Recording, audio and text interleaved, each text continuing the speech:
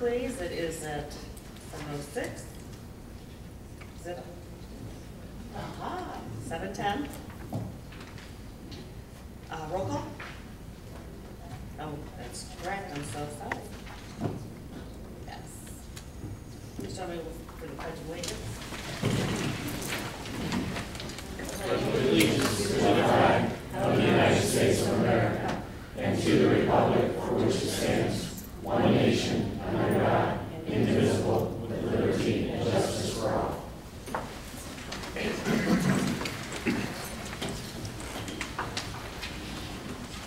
Okay, the next item on the agenda is minutes. I wish to recommend that the Board of Education approve minutes for the following board meeting. April 10th, 2012, community meeting. April 23rd, 2012, regular meeting. So moved. Second. So moved by Mr. Spangler and seconded by Mrs. Wright. Roll call. Mrs. Powers. Aye. Mr. Spangler. Aye. Mrs. Wright. Aye. Mr. Armstrong. Aye. Mr. Bonacci. Aye. Okay, the treasurer's report and recommendations. Okay, under Treasurer's Report, item A, Financial Report for April. I wish to recommend the Board of Education approve the financial report for April 2012 as presented in Exhibit number 1. So moved. Second. Moved by Mrs. Powers and seconded by Mr. Spangler. Roll call. Mr. Spangler. Aye. Mrs. Wright. Aye. Mr. Armstrong. Aye. Mr. Bonacci. Aye. Mrs. Powers. Aye. Item B, check register for April. I would recommend the Board of Education approve the check register for April 2012 as presented in Exhibit number 2. So moved. Second. Moved by Mrs. Wright and seconded by Mr. Spangler. Roll call. Mrs. Wright. Aye. Mr. Armstrong. Aye. Mr. Bonacci. Aye. Mrs. Powers. Aye. Mr. Spangler. Item C, approval of the 5-year forecast. I wish to recommend the Board of Education approve the 2012 5-year forecast, May forecast, a copy of which is available in my office and for handout tonight. So moved. Second. It was moved by Mrs. Wright, seconded by Mrs. Powers. Roll call. Certainly. Tonight, I'm going to go both the 5-year forecast over it. Kind of looked at the draft a little and modified. I still feel there's some conservatism in it. I'm okay with some of the conservatism, knowing that where we're conservative at in the forecast. And we struggle with how conservative you should be. I mean, that's really professional judgments on that. So that's why I'm going to vote the way I'm going to. Okay, can I have roll call, please? Mr. Armstrong. Aye. Mr. Bonacci. Aye. Mrs. Powers. Aye. Mr. Spangler. Aye. Mrs. Wright. Aye. Item B, the 2013 alternative tax budget for the Stow Library. I wish to recommend the Board of Education approve the alternative tax budget for 2013 as presented in Exhibit number 3. And this evening with us is Linda Sutherland, if the board would like to ask any questions regarding that budget. Linda, would you care to stand up? Thank you. Hi, Linda. And I don't have any questions myself. Okay. Anyone else? Okay. Thank you. Can I get a motion, please? So moved. Second. Moved by Mr. Spangler and seconded by Mr. Bonacci. Roll call. Mr. Bonacci. Aye. Mrs. Powers. Aye. Mr. Spangler. Aye. Mrs. Wright. Aye. Mr. Armstrong. Aye. Okay, item E, addition of a new account named High School Network. I wish to recommend the Board of Education approve an account for the High School Network. Fund 18, Special Cost Center 9660, for the purpose of developing high-quality college-level curriculum and building a college-going culture in the high school, and developing a middle school network to serve in a similar capacity. So moved. Second. Moved by Mrs. Powers and seconded by Mrs. Wright. Discussion? Yes, I had talked with Russ a little briefly on this, and maybe you might be able to help me a little bit. Now, the funds for this, Yes. are coming, because this is the only explanation that we got, except for the brief phone call I had on this, is from a grant, is that correct? No, this is an initiative by the high school that there is a grant through the Summit Education Institute that has Yes. been given to them to Right. start it up, yes. So and what's the dollar amount of this grant to start? I would have to defer to Mrs. Shore, I don't have that And information. what type of expenditures? $1,000. $1,000. So is this, so starting a special fund for this, was this a requirement? That we had to start this fund for just $1,000? Whenever the administrators choose to involve students in an initiative like this, we need to establish a fund for that in a special cost center so that it can be tracked. All right. And those budgets are submitted annually. The superintendent approves those annually for all of the activities and funds like that. Right So, now, so it's similar to a student activity fund, you're telling me? yes. Okay. This is a little bit different. A student activity fund, the students actually make the decisions as to how you raise the funds and how you spend it. Here's the administrators. Yes, and this will be facilitated and handled, the monies will be handled by the Will administration. any monies from the general fund be flowing into here? Not at all. Okay. And what type of expenses would you expect to be included? The way the law is structured for this particular fund is that the reason that they raise the funds is the only reason they can spend it for. So whatever its purpose for, which is developing a high-quality college-level curriculum and building a college-going culture in the high school, and also to develop a middle school network to serve the similar That's, capacity. yeah, that's kind of a subjective. As long as those are the targeted expenditures, it will be an okay Would it be, expense. would it be like supplies, would it be speakers? It could be any of those, yes. Okay. But it would not be personnel? No. Okay. All right, thank you. Okay, the motion was moved by Mrs. Powers and seconded by Mrs. Wright. Roll call. Mrs. Powers? Aye. Mr. Spangler? Aye. Mrs. Wright? Aye. Mr. Armstrong? Aye. Mr. Bonacci? Aye. That concludes my portion. Thank you. Thank you. Superintendent's report. Thanks, Mrs. Powers. I'm going to deviate slightly from the agenda and recognize first Alex Shaver, who is a senior and soon to graduate Stow Munroe-Falls High School as a girls basketball player. It's been my privilege, really an honor to watch her participate and represent us over the last 4 years, and she has earned honorable mention All-Ohio status in girls basketball. I'd like to introduce her head coach, Bob Hodges, to say a few words and present Alex with this certificate. Alice is a 4-year letterman here at Stow High School in basketball. She was all conference as a sophomore, junior, and senior. She graduated from Stow High School last week with 9 varsity letters. She's the captain in both basketball and softball this year. She had an opportunity to play basketball or softball in college. She chose softball. As a basketball coach, I think that's wrong. She made the right decision for her. Congratulations, Alice.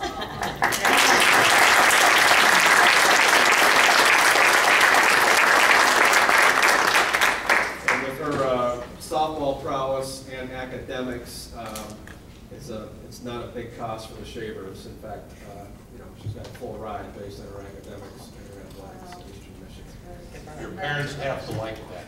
Yeah.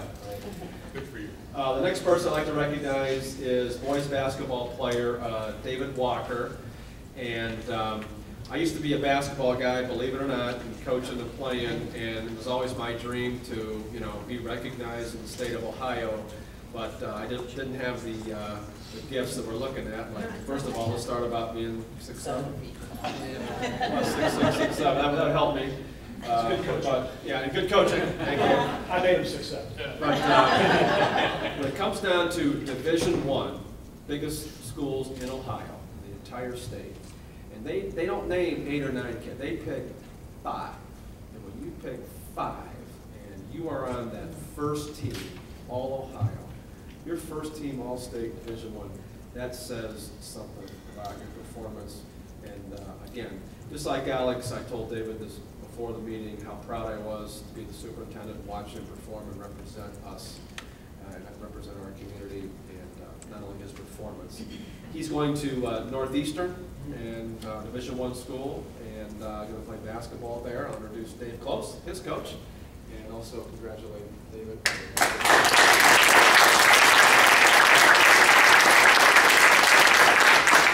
We're real proud of David and what he's meant to our community. And, you know, we spent, like last week, he and Kyle came down to Kimpton and they spoke to the middle school boys. They spent time with the elementary school boys on an off day during the season. And we don't have a lot of off days during the season. And made quite an impact on the youth in our community. David averaged 25 points a game this year. The amazing thing about that is only on 15 or 16 shots a game. And that may not impress, those numbers may not mean anything to a non-basketball person, but that's quite amazing. Just got information this past week. David doesn't even know this. He was in the state of Ohio. He had the second highest free throw percentage in the state of Ohio, including a game where he made 19 out of 19. Wow. And fifth in the state of Ohio in 2-point field goal percentage, because a lot of those were dunks. He didn't miss many of those dunks. But just proud of who he is. I mean, we did a fundraiser this year where we raised some money for Bree Deschamps. The team raised $18,000 for Bree. And David was our leading money, as far as raising money. He was the student athlete who raised the most money for that cause. So he was very involved across the board. And for a guy that prefers to pass than shoot, it's pretty amazing that he was able to accomplish all he did this year. So we're proud of him.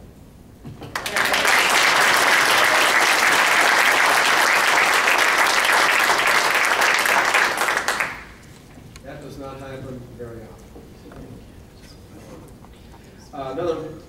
Next recognition I'd like to present is the Best Community for Music Education.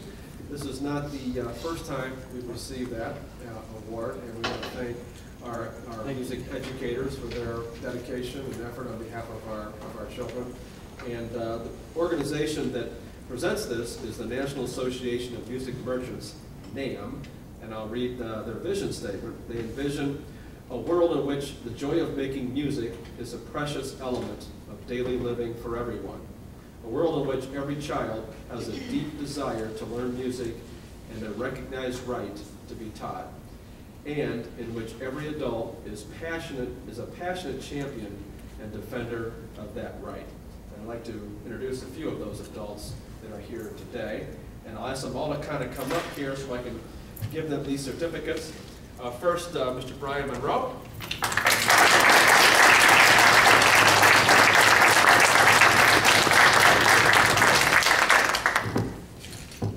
And Fran Hamilton.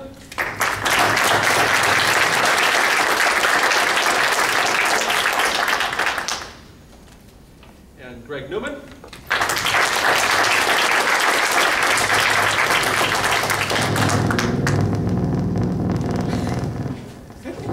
Making that noise. Sandra Sandman. Making music.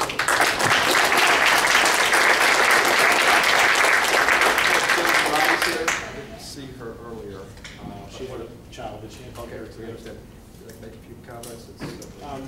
We're very proud of the program we have, and a lot of it comes because we just have great parents and great students, and that's something that I don't think any of us as teachers ever thank enough is the kids, but then the parents that are behind them, the parents that push them to do better, that force them in sports to go to practices or to practice their instrument at home. And thank you folks for your continued support as well. It's a neat, very neat and special honor that we won by achieving this, and I believe there are only 11 schools that won 167 school districts. So to be recognized once again, it's incredible for us. So thank you very much. Thank you.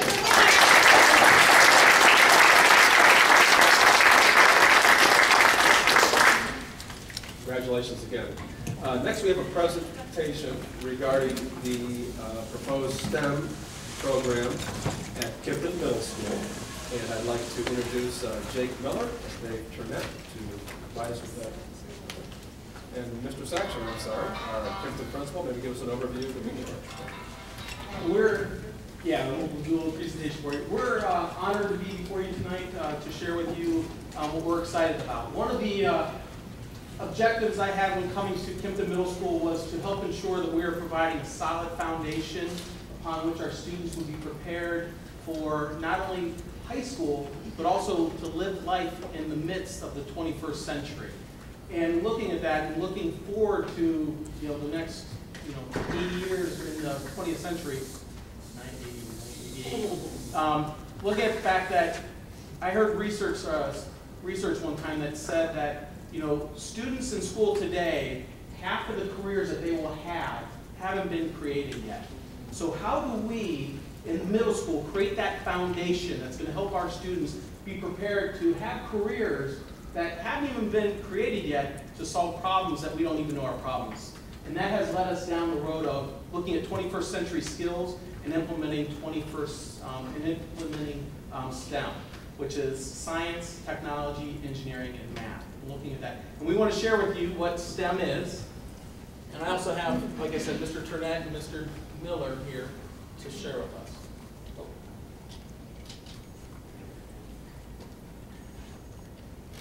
It's already ready.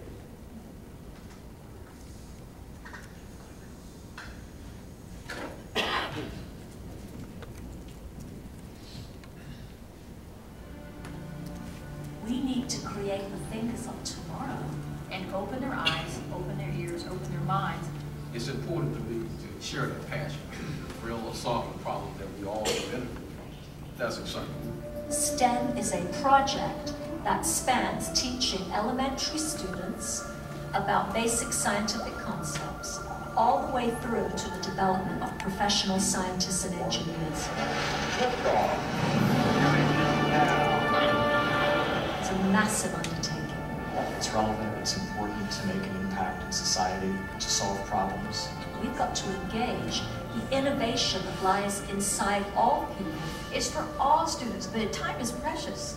We need to make every day that child's in the classroom count. It's an incredible opportunity for everybody.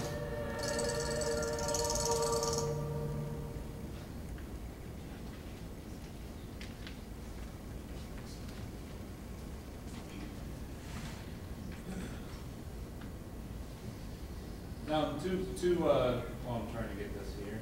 To reiterate,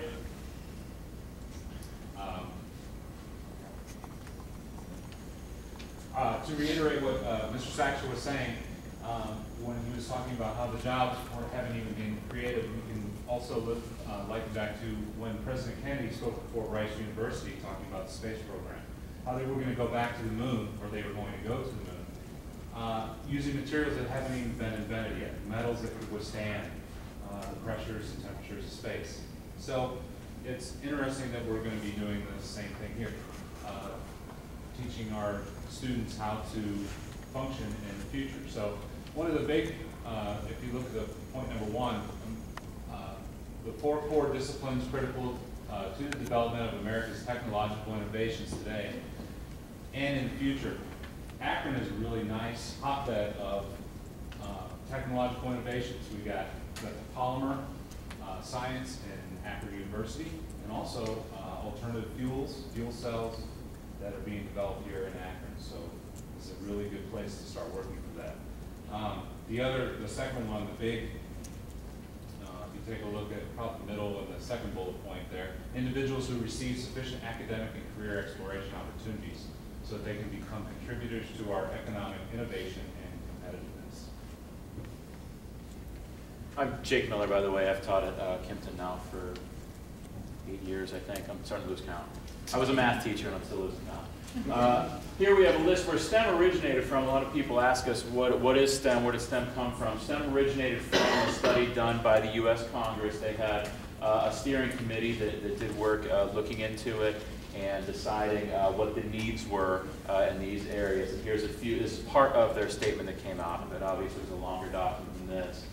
A couple of the main points you see here in the first one, not only are we looking for constant innovation, but it's centralized on thinking about the workforce that us as schools are creating for the future, a good understanding of science and math, working knowledge of computer skills, and then problem-solving skills. And this is things that all students can use, not just students that are going down this kind of path, but you see through all those different parts, there are important skills for students. And the ending statement of the Congress's report was, therefore, STEM education is an enormous and pressing need. Now, why do we want to do something extra? Well, mostly it's really going to just benefit the students. Achievement is going to go up on state testing, and especially in math and science, of course. It's very practical science, what you're doing. You're going to learn by doing. If you've ever done any kind of project, usually you won't forget it if you do it. So that's one of the things we're going to do. Plus, not only that, but it also integrates the other disciplines that a lot of people don't think of that go with STEM, writing lab reports, working in groups. So English and language arts is there. We're also going to talk and learn about history, Da Vinci, Newton, Einstein, and the space program, the Industrial Revolution, and also bring everything together as one unit. About a month ago, I know we were all really proud of our school district when the U.S. News released their rankings state by state and throughout the nation of the top high schools in the nation. And when I saw Stow High School at 72, I was very proud of our high school being that high. But I feel like we have such a good school system, I was kind of surprised we weren't higher. And in looking at the results, what we saw was the major discrepancy between us and, say, the #1 school in the state, which is Walnut Hills, is, if you look in the center there, it's our college readiness levels. And that's based on AP testing. And so we're hoping that through exposing the students to this STEM education, we could push them into some of these AP fields in an engineering or science or a technology path that might push them into the AP fields, prepare our students better for college, and then also kind of bump up these numbers here as well.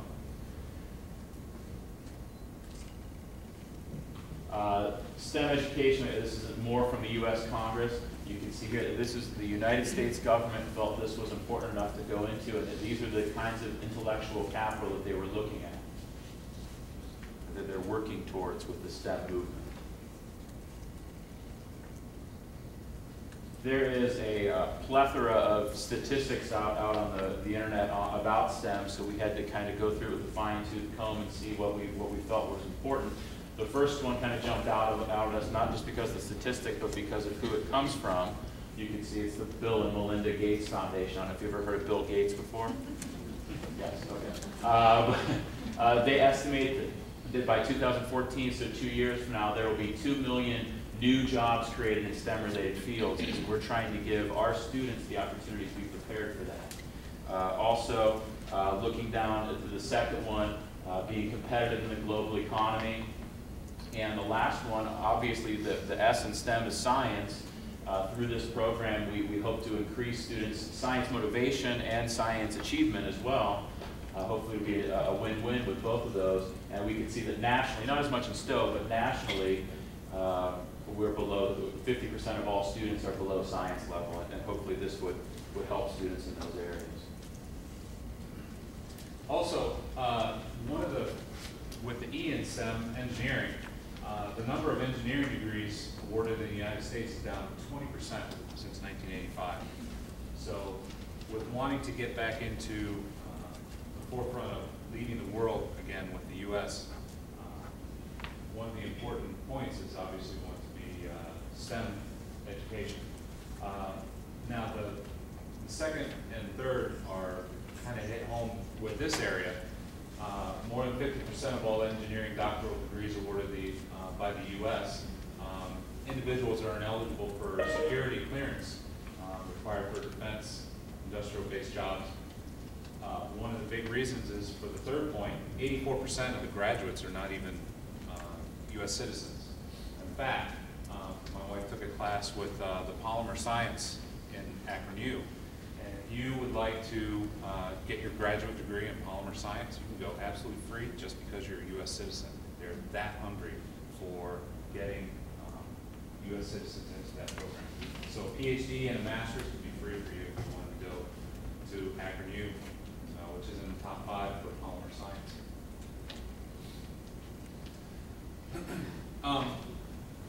Now this, a lot of people, you see reports and studies about how the United States is well down the list with science and math. Those, not really, the way that some countries test and educate their students is much different than the way we do here in the U.S., so it's not really comparing apples to apples. But you kind of see, even though the results may be a little skewed, you see where we rate with science and math scores. Mr. Saxer mentioned at the beginning of the presentation about 21st century skills, which is a big movement our school district is trying to make a push towards, as well as all schools nationwide. The 3 main skills that are considered 21st century skills are communication, collaboration, critical thinking, and creativity, and these are all things that we hope that are already involved in what STEM is, but that we also hope to involve in the program, the 4 C's of 21st century skills. And actually, on the next slide, Mr. Trinette's got some pictures from his science classroom this year of them doing some things that will relate to these 21st century skills and then kind of mesh into the STEM classroom.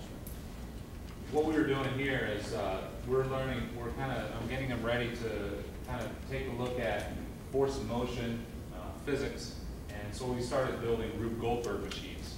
And if you've ever played the game Mousetrap, or watched the Coyote try to trap the Roadrunner with these elaborate machines, or Tom catching Jerry, you've seen them. They're great ways to teach about conservation of momentum, gravity, why the second hill of a roller coaster can't be bigger than the first hill, pendulums, machines. So we've been doing this in my classroom, and if you notice in some of the pictures, kids are using their iPods. One thing I encourage them to do, they get stuck with ideas, and I was like, well, you know, why don't you use your iPods and your technology and look them up on the internet and take a look at some machines that other people have built. So they would do that and find very good ideas, and they would change them all around and bring their own technology that Mr. Saxer started with our school was very successful with this. They love using them. It helps their web quest or web lessons, and they just get even more excited to do them with using their own technology devices. Now, with resources, you can see a list of very distinguished organizations. NASA with their design challenges and robotics. They do quite a big robotics contest at the Gund Arena. Teams from all over the country come to the Gund Arena and from the region for STEM type information. NASA will put out units free of charge for any kind of design challenge, going back to the moon, hydroponics, National Science Foundation is another big one, and local industries. I've talked to a number of people, especially at Lockheed Martin, Goodyear Chemical, that they just would love to get into the school, be able to talk to the students, but also be able to give resources, expertise through video conferencing, or even coming into the building physically. Most of these organizations, not only are the things that they're offering just applicable to the STEM classroom, quite often they're designed for the STEM classroom. The word STEM is stamped on the top of those documents. So these organizations, these are just a few of the high-profile organizations that are very involved in the STEM movement. There are three main parts to the design of the STEM course. The first of which would be the actual basis of the curriculum that we plan to use. And through some research, we've come upon a program called Engineering by Design. You can see here a list of different standards that Engineering by Design was built upon. NCTM, mathematics standards. At the bottom, we see standards for science literacy and then technological literacy. So they're thinking about all three of these things that are so important for our students' future in the design of this program. It is the only standards-based national model for grades K through 12 that delivers technological literacy through integrative STEM-based instruction. So it is a K through 12 model. We would obviously only be adopting for 7th through 8th at this time. And the most important thing about Engineering by Design is not only is it a really good program, but through the Ohio Department of Education, it's completely free to us to use. We actually, when Mr. Saxon and I were looking into it, we thought we were going to have to pay $29 to get the CD that the lessons were on. Find out we actually got that for free, so even the $29 part came off of there. So that is the basic curriculum that we're using. The second thing then is what technology can we expose our students to? Even though this isn't a technology class, how can we get our students ready for their futures with technology? And again, to stay on with the free theme, Google has a suite of apps, web-based, that students can access from anywhere. So they can access it with their iPhone or iPod, computers at school, or they can go home and continue a project and keep going as they work through it. Google Docs and Drive, they can save all their stuff in the cloud, so it's off-site, which means they can access it from anywhere. They don't bring their books home. It's not a big deal because they can just log in and grab it right there. A couple of the big ones there, SketchUp and Google Earth and Maps. We'll be working quite a bit with those. SketchUp is a really nice modeling program. You can make anything, and it's fantastic to use, and it's very easy, very intuitive. So many businesses are going to use Google. Talked to a bunch of people in my neighborhood. They have all their businesses, Diebold, a lot of them use Google. A lot of smaller businesses use Google as their apps source. And not only that, but 66 of the top 100 schools use Google Apps for Education, and many, many more colleges are signing on to that. Yeah, that's what it's referring to. I guess we weren't clear on that, the universities and colleges that are all going Google, as they say. So it's really a good opportunity for us to kind of prepare our students down that process and get them ready for their futures in college and in their careers. So what is Google? Just a quick overview. If you've ever used or heard of Gmail, Gmail is their email service. They also have a talk service, a group service, which allows people to collaborate. They have a collaborative calendar. One of the big tools that Mr. Trinette mentioned was Docs, where you could share documents between users, allowing students to work together from across the room, across the school, or across the town, or on vacation. They could all access the same things. Google Sites, designing a website, and Google Video, all of this which is free. Google Docs, actually, we used for this presentation. I started the presentation on my computer, and Mr. Trinette sat down and continued on his computer, and we were going at the same time. And Mr. Saxer was in his office checking out on his computer, and then Mrs. Lippert checked it out, Mrs. Moore checked it out, and that's what the students will be able to do through Google. One of the nice things we did this year, we had Google Sites, and we did a project with my student teacher. He had the kids do a Google Site presentation, and they had parents, people from the community, experts in the field that they were looking at, actually commenting on the work that they did. So kids really got excited about it, and students really got into making their own sites and just collaborating and also getting information or feedback from not just me or my student teacher, but also people in the community and experts in the field.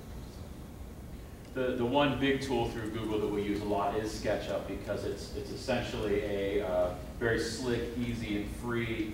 I don't want to compare it directly to AutoCAD, but it's the same type of skill. But that it's a very appropriate and hands-on, intuitive for an 8th grader and a 7th grader to use. Here's a short video on Google SketchUp. Hi, I'm Aiden. I work at Google, and I have a DVD storage problem. SketchUp is free 3D modeling software from Google that anyone can use. All right, just how big is a DVD case?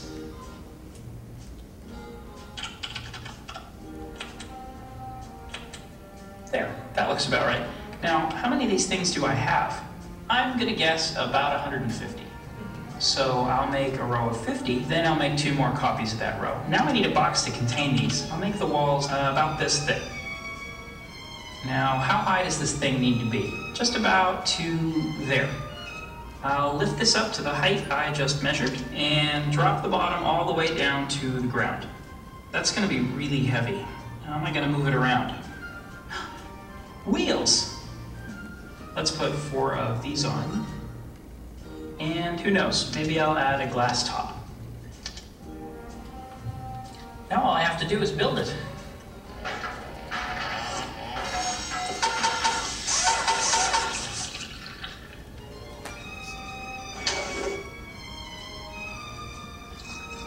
I wonder what I should make tomorrow.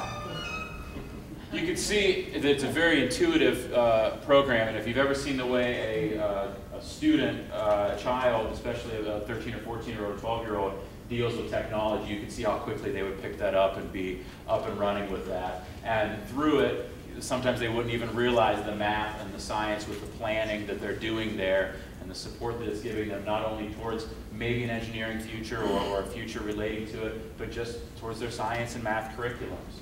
So we talked about the technologies involved and the main curriculum involved, so that the activities and projects that we're talking about putting in. The first one is balsa wood bridge building. I'm not sure if you're familiar with balsa wood, but balsa is a very low density wood that is often used for projects of building mocks of actual bridge designs. And we've actually looked into a software that allows us to test balsa wood bridges. You make it look like the real one you hand built on the computer, and set different amounts of weights and see how much weight your bridge will hold. So the students are able to actually build the bridge, think about the concepts that make the bridge strong, and then see, did the bridge work? With the Rube Goldberg machines that I mentioned earlier, one of the interesting things that the kids were doing were, with using the technology, they were filming them with their iPhones or iPods, or one kid was even holding up his iPad and going along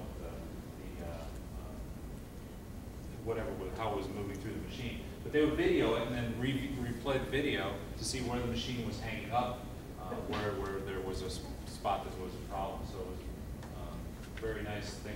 And they were able to figure out, oh, I need a bigger mass to hit here because it has to get the marbles going down here. And they were learning about conservation of momentum without even thinking about it. One project that we're really excited about the possibility of doing is using that Google SketchUp that we just saw to make 3D models of buildings in Stow and Munroe-Falls, and then put them into Google Earth, which is a 3D Earth representation software through Google, also another free thing. And you're able to put in 3D models of buildings and have people be able to see them and access them there. So we'll watch a quick video on that in a moment, but that'd be another program we would put in place. With the NASA design challenges, I was able to go in 06 and 07. I was able to go to Space Academy in Huntsville, Alabama, the U.S. Space and Rocket Center. And we did a bunch of design challenges. How do you make a heat shield?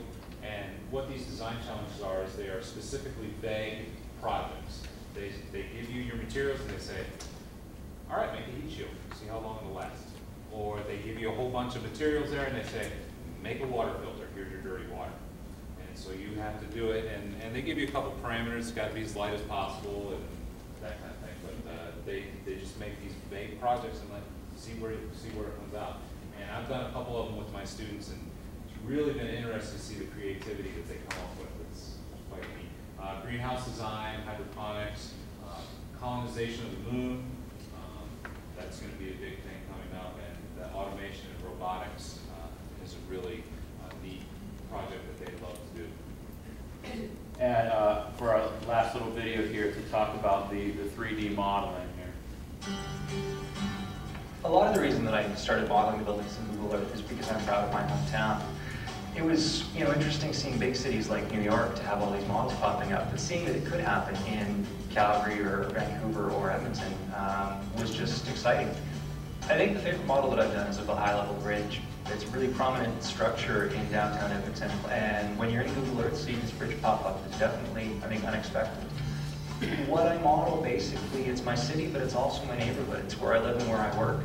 And so when I do models in Google Earth, it's sort of seeing the city the way I see the city. We found tremendous value in modeling our downtown because we wanted to have an opportunity for other people to be able to experience our downtown. We can actually bring people into the downtown thanks to SketchUp by making 3D models of our buildings using the way it is embedded into Google Earth. And we were hoping to start with just one block on what's known as Waverly Place. It is the center of the downtown. And we're going to start with that block, And then the project grew, and it ended up, I think we had 23 volunteers and each took 3 buildings.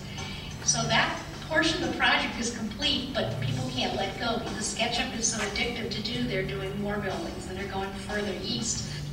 They add that 3-dimensional aspect to it. It really gives you a feel for walking around the downtown. I think what I'm most excited about.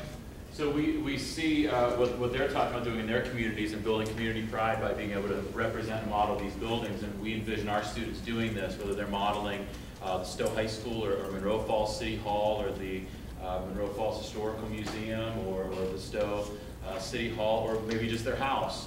And we could end up populating Google Earth with all of these 3D images of Stow and Munroe-Falls, developing community pride and teaching these students these wonderful skills of engineering and math and supporting them in areas that we already assess and in their futures as well.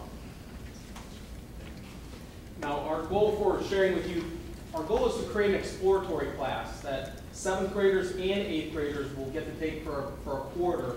And the goal is to then create some vertical alignment with the high school, and so that the students can begin to look at the opportunities that are available to them through the 6th district compact, through the high school, and then even looking into college, and again, into the 21st century when they'll have a career. Thank you. Thank you.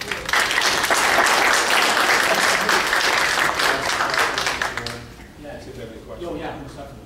You answered the question I had as to how it was going to streamline into the high school. Yeah, we are trying to work with Mark Treen, Uh-huh. high school, and talk with Ms. Sir, and working with Karen Moore and our 21st century task force to make sure that we are working with them. There is vertical alignment to make sure that we're doing what we need to do to make sure that we're creating that solid foundation for our students. For the board, we left copies of the presentations to your tables. We've also got some extras I'll set over here in case anybody would like. Yeah, I'm glad that you said that because I saw that this falls right in line with the 6th district cap. And it's kind of like a pre-technology type thing. Now, talk about all the free resources and everything. Is there going to be any added cost here, anything extra? Nothing extra for the district. Okay. We are given a technology budget in our school, and we're utilizing that technology budget to purchase some desktop computers. All right, so that'd be all within All the within class and everything that we teacher do. size and everything will be right. That's great. Correct. Okay. That's great. How are you going to choose your pilot students? If they're in 7th and 8th grade, Everyone is. everyone. Okay. Yep. Excellent. This is going to be an exploratory class Okay, that good. every student will take, and that's what we were looking at. We want everybody to have this opportunity. Awesome. Thank you. Thank you. Okay, I haven't received any yellow cards this evening. Are there any comments from the audience tonight? Superintendent's recommendations? Thanks, Mrs. Powers. I wish to recommend, item A is levy resolution. I wish to recommend the Board of Education approve the levy resolution as presented in exhibit number 4. This is for a renewal levy for this November, which of course is very critical for our operations. So moved by Mrs. Wright and seconded by Mr. Spangler. Is there any discussion? Yes. I had a brief discussion last board meeting on this, and I don't feel that we need to go with a 10-year levy. And also, in analyzing the 5-year forecast and knowing that out years are purely subjective and everything out there, I would feel more comfortable at this point in time with dropping the millage by at least $2 or $3 million, and going with a 2-year levy until the next renewal came on in 2016, and then look at combining it with that, rather than just keep adding 10-year levies, 10-year renewals. And that's going to be the reason that I vote. And I would like to be invited the board to turn this down and go back and revisit it and looking at a 2-year levy with possibly lowering the new year too. I would just like to add, it's no new tax. We understand. All right, again, it was moved by Mrs. Wright and seconded by Mr. Spangler. Roll call. Mr. Spangler? Aye. Mrs. Wright? Aye. Mr. Armstrong? No. Mr. Bonacci? Aye. Mrs. Powers? Aye. Item B is resolution to approve amendment to the Stow Munroe-Falls City Schools 403B plan, which recommend that the board approve that plan. Exhibit 5, I'm sorry. It was second, I'm sorry. It was moved by Mrs. Wright and seconded by Mrs. Powers. Is there any discussion? Roll call. Mrs. Wright? Aye. Mr. Armstrong? Aye. Mr. Bonacci? Aye. Mrs. Powers? Aye. Mr. Spangler? Aye. Item C is memorandum of understanding, in which we recommend that the Board of Education approve the memorandum of understanding as presented in exhibit number 6, and that Mrs. Barber had shared with you, that is an adjustment in how we handle that. So moved. Second. It's moved by Mrs. Powers and seconded by Mrs. Wright. Is there any discussion? Roll call, please. Mr. Armstrong? Aye. Mr. Bonacci? Aye. Mrs. Powers? Aye. Mr. Spangler? Aye. Mrs. Wright? Aye. Items D through M. D through M are all employment items, including retirements, employment from half-time to full-time, extended substitute, extended school year teachers, and Holy Family Auxiliary, and also leaves of absence that we have available. So unless there's any objection, I'd like to take all the employment items, D through M, and ask for your approval as they're listed on your agenda. So moved. Second. Moved by Mr. Spangler and seconded by Mr. Bonacci. Roll call. Mr. Bonacci? Aye. Mrs. Powers? Aye. Mr. Spangler? Aye. Mrs. Wright? Aye. Mr. Armstrong? Aye. Item N is a resolution for the Ohio High School Athletic Association for the 2012-13 school year. I do wish to recommend the Board of Education approve this resolution, which allows for our membership in the Ohio High School Athletic Association. So moved. Second. It was moved by Mrs. Powers and seconded by Mr. Armstrong. Roll call. Mrs. Powers? Aye. Mr. Spangler? Aye. Mrs. Wright? Aye. Mr. Armstrong? Aye. Mr. Bonacci? Aye. Item O is contractor services for Harbor Education Services. This is the LEAP program. We have 2 students who we're recommending that you approve their work with that company. So moved. Second. Moved by Mr. Spangler, seconded by Mrs. Powers. Roll call. Mr. Spangler? Aye. Mrs. Wright? Aye. Mr. Armstrong? Aye. Mr. Bonacci? Aye. Mrs. Powers? Aye. Item P are extended field trips. We have high school boys track qualifiers for the state tournament, as well as girls track qualifiers for the state tournament, and our high school speech and debate team going to the national tournament. We did have our 3,200 boys relay team qualify for the state tournament. They just set a school record in terms of time. And also senior Melanie Winters, my understanding is she is the first 3-event qualifier. She qualified at the state level from our school, qualified the 100 hurdles, the 300 hurdles, and the long. That's excellent. So moved. Second. Moved by Mrs. Powers, seconded by Mr. Spangler. Roll call. Mrs. Wright? Aye. Mr. Armstrong? Aye. Mr. Bonacci? Aye. Mrs. Powers? Aye. Mr. Spangler? Item Q is gifts. I wish to recommend the Board of Education accept the following gifts. Mary Dotson donated 1 Elmo document camera to Highland Elementary to be used in room number 8 for classrooms, classroom instruction, I should say. And Ron Marhofer donated 10 iPads to Stow Munroe-Falls High School Senior Make a Difference program. We have to get that car thing on here, I think. It's something that's not listed. Didn't make the agenda. Woodland PTA donated $1,530 to Woodland to be used for playground equipment, and also the Woodland PTA donated $6,500 to be used for technology. So, we should get your approval on this. That was incredible. So moved. Second. Moved by Mrs. Powers, seconded by Mr. Spangler. Roll call. Mr. Armstrong. Aye. Mr. Bonacci. Aye. Mrs. Powers. Aye. Mr. Spangler. Mrs. Wright. Okay, thank you. Is there any old business? Okay, or new business or liaison reports? I did have a liaison. Legislative. Okay. I don't know, this was one I saw in there, and since you were putting the levy on, I thought maybe we'd better look at it. It's House Bill 326. And basically, it's going to make,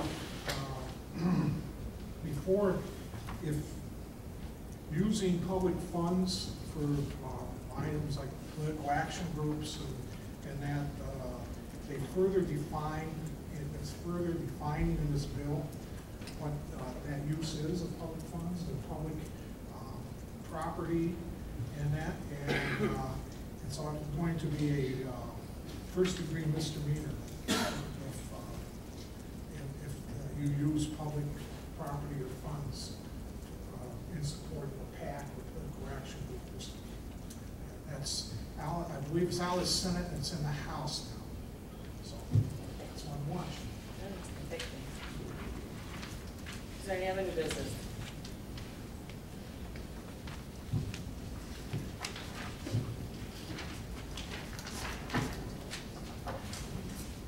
Okay, is there any reason for an executive session? We're doing it for the contract. I'm sorry, that's why I was asking for new business. That's why I was asking for new business? New business, yes.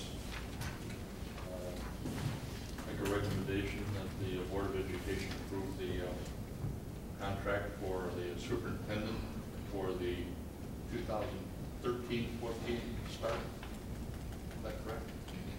Yes. And it's for 4 years. Okay.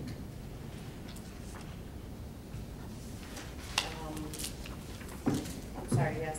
Trying to catch up. Is there a second, please? Second.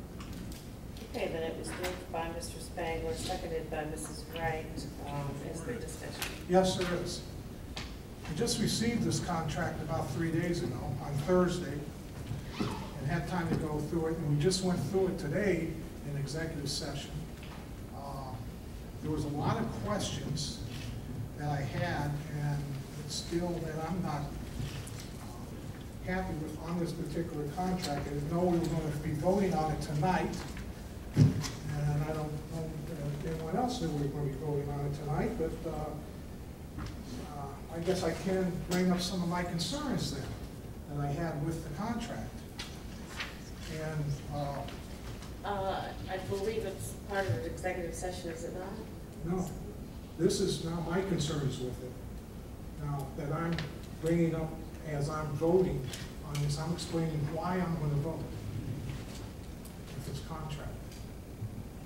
So long as we got part of the executive session. Pardon? Pardon? So long as confidentiality of executive session. I'm not going to say, these are concerns that I have with the contract right now, that I'm voting on. Has anyone seen, you know, I did not know this was a permanent contract, so I guess if it is, then I can speak about some of the concerns I have with this contract I'm going to vote on tonight. Okay.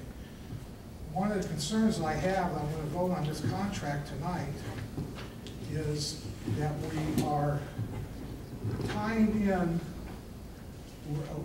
there's a clause in the old contract where we had merit pay, $5,000 merit stipend, tied into getting the top performance of the district, or on the higher report card, which would be at this time an excellent plus distinction.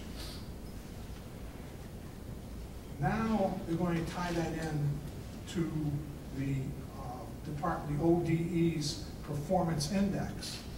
We are presently at 103.3 on that index. Okay.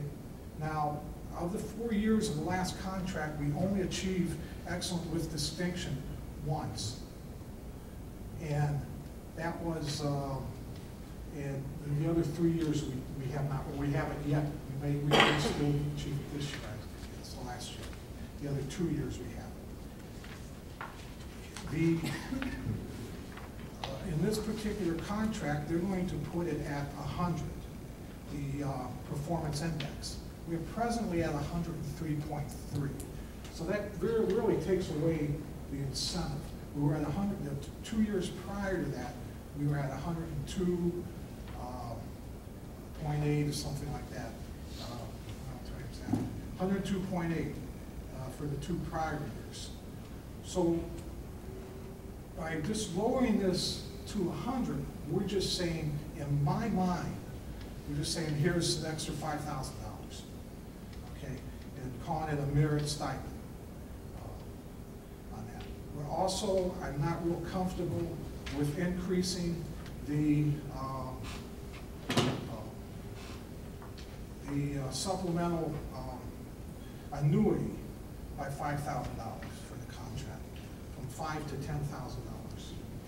I'm not comfortable with that. There's a clause in the contract at this point in time, okay, that also takes and allows the board, prior to the present contract, has a line item in there for professional growth. Okay, it's intended for professional growth. It's pretended to go out, it's intended to go out there and give the superintendent days of teaching, something for professional growth. I'm fine with that. That is for the students, it's for the district, it's for creativity, innovation, learning. That's what it's in there. Now, what we're doing is we're taking that clause and we're saying, okay, you can turn those 5 days into added vacation time. I'm not happy with that.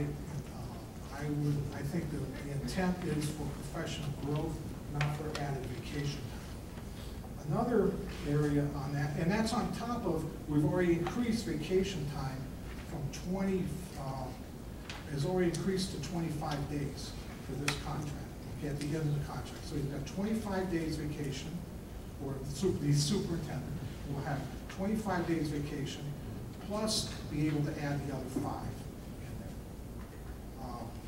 there. Those are some of the items that I thought that we would have time to work through and look at before we actually voted on this contract. But these are the items that I'm not really happy with in this particular contract. I'm also not happy when the present contract, we have until March of 2013 to renew the contract. Okay. We are looking at renewing it and going to vote on it tonight, given Thursday, I was told about it being Tuesday, I got in my packet on Thursday, so say 4 or 5 days, and being a holiday weekend notice, that, we're going to vote on this contract, and here it is, let's go. There was no prior input that I had, or, maybe the other board members had input to it, I don't know. But besides the meeting tonight, when we were able to start to give input into the contract. So for that reason, I cannot support this contract. Thank you for your comments. Are there any other comments? Yeah, I had the same time frame as you, and I looked through it, I read it, I read the prior contract, the lineouts, I understand what what some of your problems were, but we've answered them in prior board meetings on what the 5 days were going to be, either teaching and or learning. We've been through these, and in my best estimates, I think the degree was right, the 100. If the state goes down or up, we can adjust it with on a base level. But I see nothing wrong with doing this ahead of time, because the longer we pull this thing apart, the shorter time frame. And I'll be very honest with you, Rod, I don't want to see Dr. Jones go someplace. To be very honest with you, I'm not trying to break the doors down or keep him in the enclave, but I'd like to see him stay here for 4 years. Well, Bottom line. I have no problem with that either, and there was no prior meeting that anything in this contract was answered to me. But Dr. Jones, in the past, we know at least 2, maybe 3 times over the past 6 years, or last 5, see, a year and a half. A year and a half is long before the contract. This is over a year and a half that we're. Year and a half? Well, a year and 4 months that we're renewing this ahead of time. This will start in 2013 of August. Yes, Or August of August 2013 Correct. is when this contract is. And it's common courtesy in the world of contracting, in the school business world, that you give your administrator that vote of confidence, or at least give them the chance to go find employment elsewhere. This is not uncommon. This is how we've been doing for a lot of contracts and our administrators. So that's nothing different. Correct. And I think if you take, if you wait till March, it's unfair to Dr. Jones, and we also risk that the uncertainty of his future here would cause him maybe to look elsewhere or other schools to look at him. And I think getting another superintendent here, you're going to pay a hell of a lot more money than paying Dr. Jones today. On top of the freeze that he's taken. He's frozen salary for 2 years. which will remain frozen until August 1st, 2013. Just one reply on that, and that was that Dr. Jones has in the past already, in the last 4 years, put his application out to a couple other places, maybe 2, I know of, maybe 3, so that's not uncommon. And yeah, I'd say March may be a little late, I agree with that, but I think maybe at least waiting until September, October, or sometime in that time frame.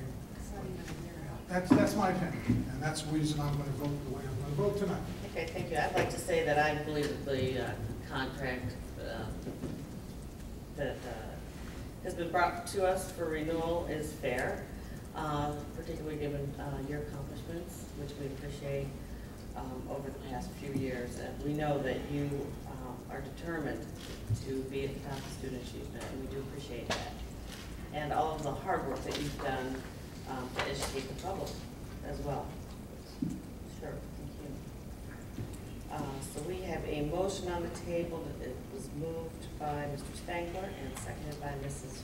Wright to approve superintendent's contract.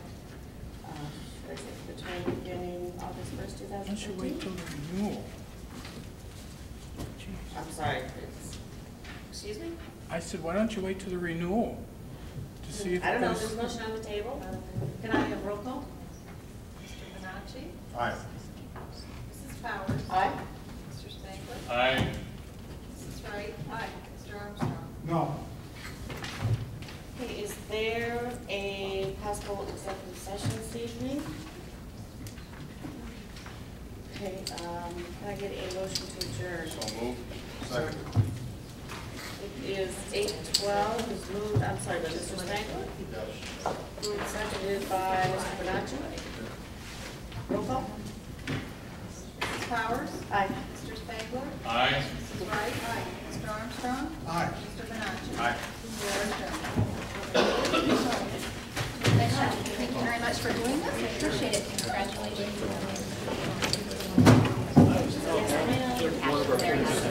Yes, ma'am.